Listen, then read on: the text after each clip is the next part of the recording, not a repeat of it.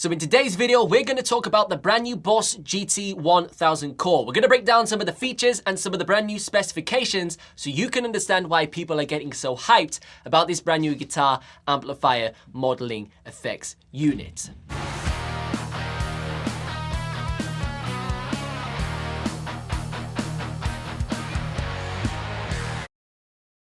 Hey, what's up? Hope you're having a fantastic day and welcome back to another video. Now today we're going to be talking about the brand new Boss GT-1000 core. Now if you don't know what this is, it's basically a guitar modeling / guitar processor unit that's going to be literally this big. Now this right here is the Boss RV500, which was their reverb pedal that they released a few years ago, and they're using the exact same encasement for the Boss GT-1000. Now I cannot believe the amount of power that's going to be crammed into this titchy-witchy form factor. Now in today's video, we're going to talk about some of the key features that are on the Boss GT-1000. I'm going to share some of my thoughts about the new unit. So let's first talk about some of the things that have got me really excited about the GT-1000 core. First off, obviously the size and the power that's being put into such a compact unit. Now, Boss have taken a very similar approach to Line 6. Now, obviously Line 6 have their flagship Helix floorboard, but then they also have the Line 6 HX Stomp, which is a compact version of the Helix. But with the HX Stomp, you do lose some functionality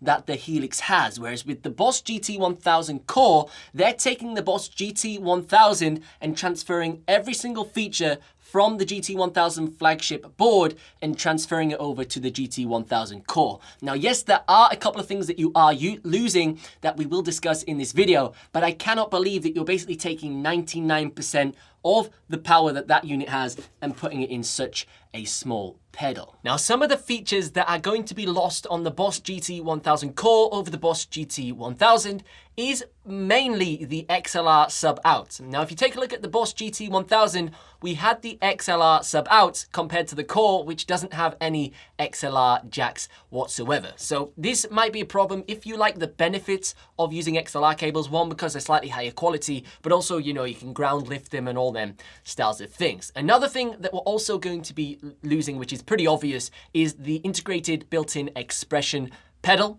You will have to plug in an external expression pedal into your core in order to get that functionality. And also, we're going to be upgrading to a USB Type-C from a USB Type-B, which in my opinion is a fantastic upgrade. USB Type-C is a much more modern connection over the more dated USB Type-B. Now, something that's got me really excited about the GT-1000 core is the fact it can run 24 simultaneous effects, which is just insane, but also it can do 2 different amplifiers running at the exact same time, which allows you to, one, stack 24 effects, but then also stack different amplifiers at the exact same time. Now, recently we did a video where I talked about the Kemper Profiler and whether it's still relevant in 2020. If you're interested, you can check that out over here. But in that video, I discussed how I really wished I could stack amplifiers for specific scenarios with the Kemper, and I found it very limiting that you could not do that, and there was loads of other amplifier units offering that functionality in 2020. And this is a prime example of something that got announced after I'd filmed that video that is also offering that as well at an insane price point. Now, the price of the Boss GT-1000 core is going to be £599. And the reason why I think this is so reasonable is because it includes the Boss 500 series of pedals. So this in my hand right here is the Boss RV500. There's also the Boss DD500, which is the delay version. This is the reverb version. And then there's also a modulation one as well. And with the Boss GT-1000 core, all of the 500 series pedals are included as effects options inside of that one unit. And this right here currently will cost you about £319 here in the UK, and all the other ones are pretty similarly priced. So for £599, you're going to be saving a lot of money if you wanted to get the full trio of 500 series pedals. Now, with the Boss GT-1000 core, you will get 140 amplifiers out of the box. So as soon as you unbox it, it'll have 140 amplifiers present on the actual pedal. And then the cool thing is you can create up to 250 like user custom presets. So you got plenty of space for customizing and kitting out the pedal for your needs, whether that be the different bands you're playing, the different shows that you perform. You got loads of different places to save things. Now with the brand new Boss GT-1000 core, we are getting Boss's brand new 32-bit sound engine. Now this is the exact same 32-bit sound engine that they've added to the Boss RC5 and also the Boss RC500 that they announced the same time that they announced the GT-1000. Now the really cool thing about this 32-bit audio quality is you're now getting like studio grade quality from your guitar processing unit. And this goes fantastically hand in hand with the enhanced audio USB recording. Now on the Boss GT-1000 core, we get a USB Type-C cable. Now traditionally on Boss products, especially the RC loop pedals, you would plug in your USB Type-B and it would just simply record a stereo out, left and right stereo out of whatever you were doing with the product. Well, with the GT-1000 core, it's going to do multi-channel, multi-track recording. So this means you can record the standard stereo out, but then you can also do a plethora of different audio routings, whether that be a dry signal so you can reamp it at a later date. Loads and loads of options that you can do with one USB cable, which makes it great not only for a live situation, but also for studio applications as well.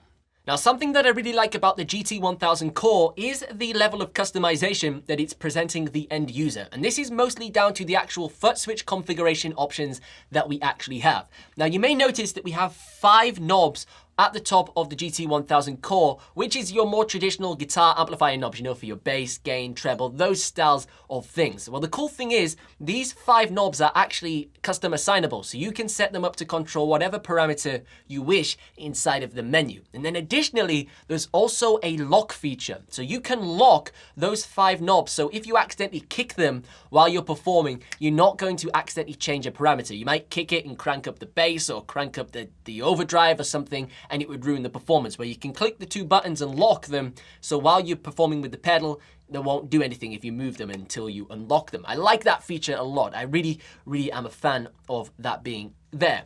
Another thing you can do is you can customize the 3 foot switches at the bottom to control different things, and there's also different layers that you can control. There's also manual mode that you can go into where you use it more like a stomp box style thing, like a traditional guitar pedal, but also there's some really cool hold functions, so you can hold 2 buttons in at once to access another feature like a guitar tune or whatever, and it'll take you to different shortcuts hidden within the pedal, which I like. They've really maximized the small footprint this pedal has got, so you can do as much as you possibly can within this tiny unit. Now, if you want to see some coverage of the Boss GT-1000 core, let me know in the comment section down below, and I'll try my best to feature it here on the channel. But if you enjoyed today's video, be sure to give it a thumbs up and also consider subscribing. But as always, I've been Ben Rowlands. Thank you so much for watching, and I will see you in the next one.